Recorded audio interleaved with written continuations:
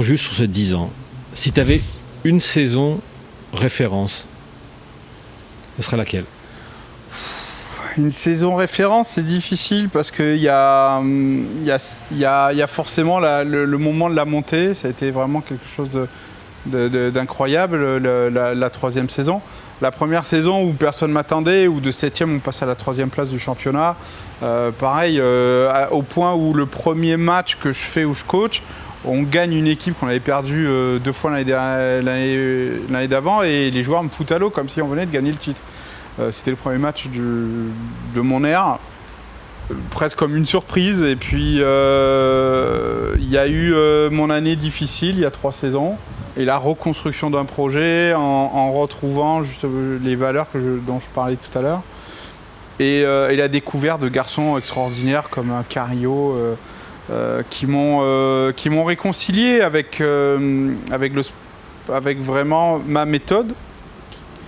Et avec le fait qu'on n'était pas obligé de tomber que sur des mecs un peu cons ou un peu bizarres. Ouais. Moi, un jour, je partirai du pays d'Aix-Natation. Je serais très mal avisé de dire mais qu'est-ce que vous allez faire sans moi. Je sais pas. Je veux bien. Je pense que j'ai une tendance à être un petit peu mégalo. Je pense que c'est inhérent aux mecs de cette activité-là parce que c'est un monde de requins. Il faut jouer un petit peu des coudes. J'ai fait des erreurs et ça, je les assume, mais c'est parce que j'ai fait des erreurs et que je les ai identifiées que derrière, j'ai pu continuer à avancer. Je sais pas, aujourd'hui, on est européen. Salut les gars. Ça te fait pas bizarre de te dire que Alexandre Mancimoni, il a amené le PAN au plus haut niveau et que ça fait 10 ans et qu'il est en haut des statistiques du sport aixois et que ça restera pour l'instant un petit record? Ouais, je pense que c'est... Il n'y a pas un côté un peu de fierté qui ressort de tout ça? Bien sûr, il y a une fierté personnelle, il y a une fierté pour les initiés, et puis après il y a la réalité, il y a les néophytes, il y a mon voisin qui ne sait pas qui je suis, et en plus j'ai la conscience de réaliser le sport que je fais. Il y en a, ils croient encore que c'est avec des chevaux, donc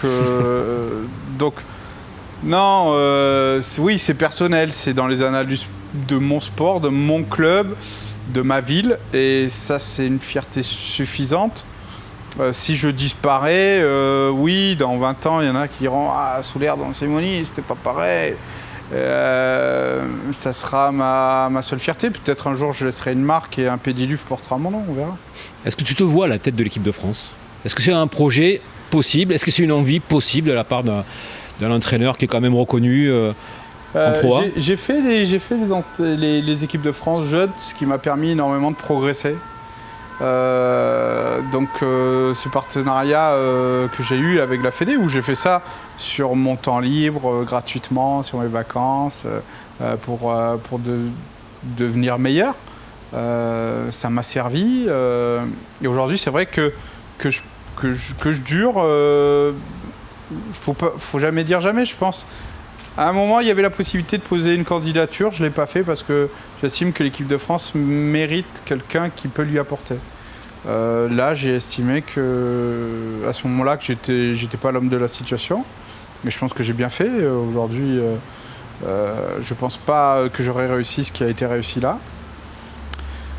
Ouais, peut-être un jour, peut-être pas tout de suite, mais c'est quelque chose qui me traverse l'esprit. Ouais, je pense qu'un jour, je poserai ma candidature. C'est du domaine du possible. C'est du domaine du probable. Pour finir, est-ce que tu es un entraîneur heureux? Je pense que pour être un entraîneur heureux, il faut être déjà un homme heureux dans la vie. Donc, moi, dans le cadre privé, je suis vraiment heureux. J'ai vraiment un équilibre. Quelqu'un qui me comprend, qui me supporte, qui me soutient, qui m'accompagne. Puis j'ai connu il y a 3 ans les joies de la paternité et que je continue à vivre. Et ça fait évoluer en tant qu'homme. Donc je suis heureux dans la vie. Je suis tombé sur deux groupes fantastiques les 2 dernières années. Et puis je me suis retrouvé sur des moments où je m'étais un peu perdu sur des chemins un peu sombres. Et puis, personnellement, j'ai vécu des drames, et vivre des drames, c'est pas une fatalité en soi, c'est souvent salvateur, parce que la vie, c'est un cadeau. Regardez où on est. La vie qu'on a par rapport à des milliers, des milliards de personnes dans le monde, se plaindre, c'est juste être je vais le dire, c'est vraiment être un connard.